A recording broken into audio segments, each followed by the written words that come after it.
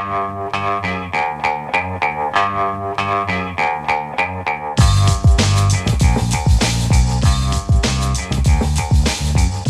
Lair on WNYC, and to end the show every day during the membership drive, we're talking about all the animals that New Yorkers and New Jerseyans and others around here love and care for in your homes, your pets. Yesterday we talked about the usually warm and cuddly dogs with the creator of Dogist.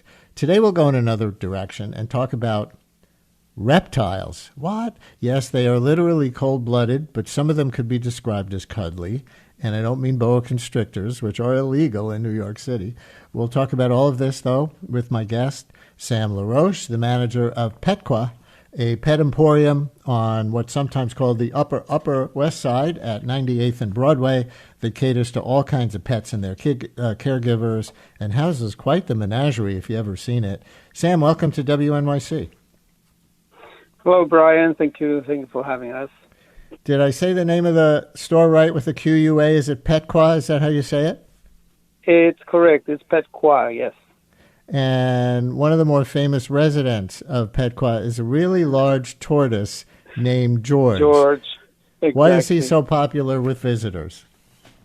Well, I really think they like the fact that, he's, I would say, polite. He's easy to encounter, although some people might be a little bit scared of his size, but he's by any means nothing to be afraid of. He's slow moving, but they love him because they come, they sit near him, they feed him, they pet him. He's no threat.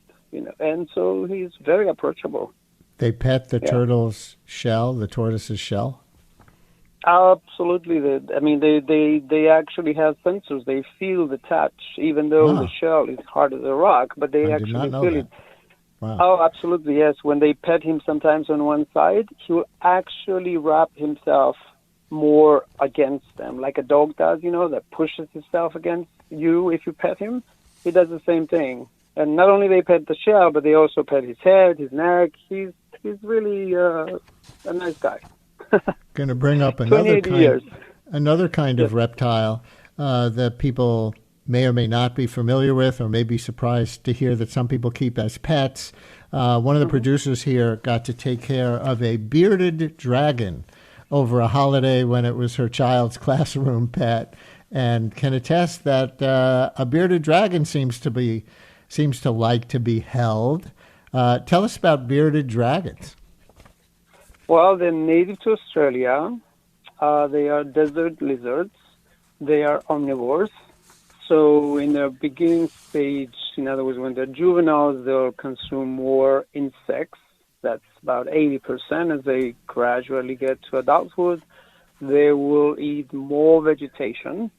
And they are also very nice. I mean, they can be held. They enjoy that. And they don't grow to an enormous size, so they're pretty much ideal for apartments. They can be carried out in the street. They can sit on your shoulder on a sunny day. So we have children from like 6 and over, having bearded dragons, and it's a really nice pet. The family enjoys taking them with them when they go on vacation. Sometimes, if they can't take them, of course, we provide boarding here. But bearded dragons have taken over the market more or less because of that, because they are easy. They have a personality. They interact well. They're expressive when you are near them. So they can be fed by hand again. That's a close, interaction with a pet, which you always want, if that's what you want, of course. And so that's bearded dragons.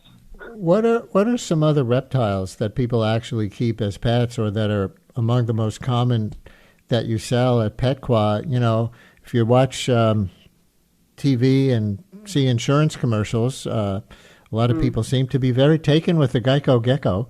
But in real life, what kinds of reptiles are people owning as pets?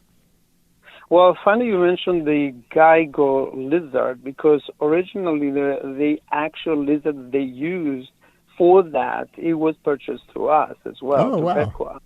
So they modeled that from our lizard. But in any case, geckos are also among the popular ones. With the geckos, we break them down into some that are tropical and, of course, some that are desert or more dry. And the ones that eat insects and the ones that don't eat insects. So the habitat is different for each one of the groups. And, of course, when clients walk in, we have to ask them. If they say, I want a lizard, we have to distinguish between what and what. You know, some of them are the ones that you can pet, and other ones is the ones that you just enjoy having them and creating a more lush environment, because that's where they're coming from. That's what they need to stay healthy. So leopard geckos, gargoyle geckos, crested geckos, day geckos. What else we have in the store right now? We do have cresteds as well, and fat-tailed geckos. Yeah. Yeah. So well, geckos tell me is the next bit. Yeah. Tell me one other thing that people may be concerned about, and then we'll run out of time. Are there health risks for reptile pet owners, or for that matter, for the reptiles, if they can get diseases from people? Yes, and I'll make it quick. All reptiles will be carrying salmonella and a few other bacteria, of course.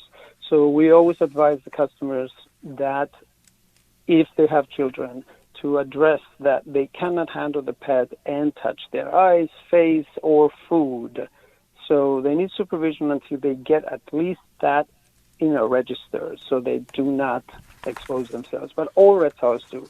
More so the smaller turtles, which is illegal to sell if they are less than 4 inches, because they have a more volume of the bacteria, And we leave it with Sam LaRoche, manager of Petqua on the Upper West Side, talking about, yes, reptiles as pets. Thanks so much for joining us. I enjoyed this. Thank you, Brian. Thank you. Bye-bye. And coming up tomorrow at this time, another in our Membership Drive series on pets in the city, we will talk about cats.